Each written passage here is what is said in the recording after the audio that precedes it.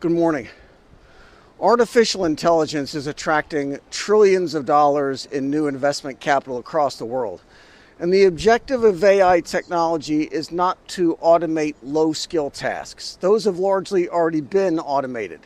The application and development of large language models, or LLMs, and building giant libraries of data for machines to learn from, is to develop applications that can perform high-value tasks. If your company can build robots that can wash dishes, you'll make a lot of money. But if you build machines that can perform surgeries, you'll make all the money. The Chinese are building AI hospitals where the objective is to replace doctors. China is using their AI and medical systems to do more work, do it faster, and do it more accurately. We reported on it before when the testing phase for it began, and now they are further along, ready to work with the public. The AI hospital is a partnership between Tsinghua University and a group of companies, and it has 42 AI doctors in 21 departments.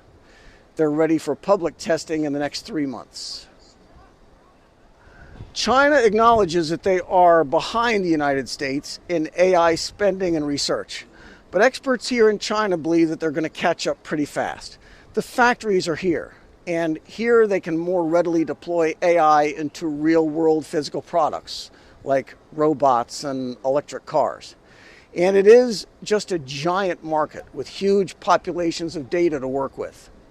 So at this hospital, they've been building the LLMs for medical systems and the key procedures for hospital work: registration, consultation, and examination. The doctor agents are being trained to do the work of actual doctors in diagnosis and in treatments. Each of their AI doctors can work with tens of thousands of patients over several days, which would take years for a human doctor. There's another project underway at Shanghai East Hospital and Tongji University, and their LLM, MedGo, was fed over 6,000 medical textbooks and enormous data sets of patient records. So far, the AI doctors at Tsinghua have achieved high degrees of accuracy. 88% accuracy in examination, 95% in diagnosis, and 77% in treatment. And those are high levels. Tsinghua error rates in diagnosis would be 5% then. This is the Harvard Gazette, who found that among ICU patients in the United States, 23% experienced diagnostic error, the majority of which left the patient worse off. Johns Hopkins and BMJ published a study that said about 800,000 Americans die or are disabled by diagnostic errors every year. The overall error rate across all disease was 11.1%, with spinal disorders showing error rates of 62%. For stroke, 17.5% of patients had errors in diagnosis. A survey of patients showed that 55% of them said that errors in diagnosis was their biggest concern about seeing a doctor. And a survey of doctors shows that half of doctors see diagnostic mistakes at least once per month. And this is another reason why tech investors in China are so optimistic about the medical applications for their AI. Just from what we know right now, where do you think you'll be better off as a patient getting a proper diagnosis and treatment recommendation? A hospital with a human doctor who may be tired or going through a divorce or has another 15 patients to see, or hungry, or maybe not current in his field? Or one of these AI doctor agents who has memorized 6,000 medical school textbooks, along with all the new research that comes along in the future, and who can scour real-life medical records of 1 billion people here in China to try to figure out what your problem is.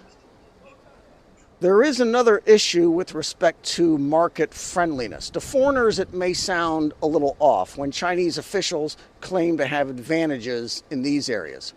But consider this tech here for hospitals and medical staff replaced by artificial intelligence.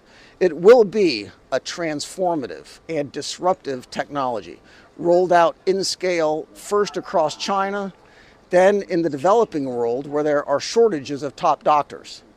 China knows they've got a market for it not just here, but in most of the world once they get it figured out. But in the United States, we should expect a lot of resistance from the American Medical Association and medical schools, and especially from doctors themselves. Doctors in the United States make many times what doctors do almost everywhere else. And so the entire system is highly motivated in making sure that this technology is not widely deployed in the United States. Ironically then, it's much more likely that 10 years from now, patients in the developing world will receive more accurate diagnoses, better treatment options, and more personalized care than a patient in one of the top hospitals in the United States, who's paying a lot more besides.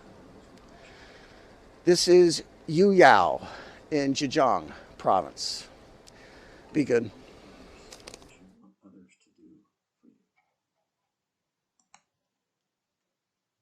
Store up for yourself treasure in heaven. For where your treasure is, there will your heart be also. No man can serve two masters. You cannot serve God and money.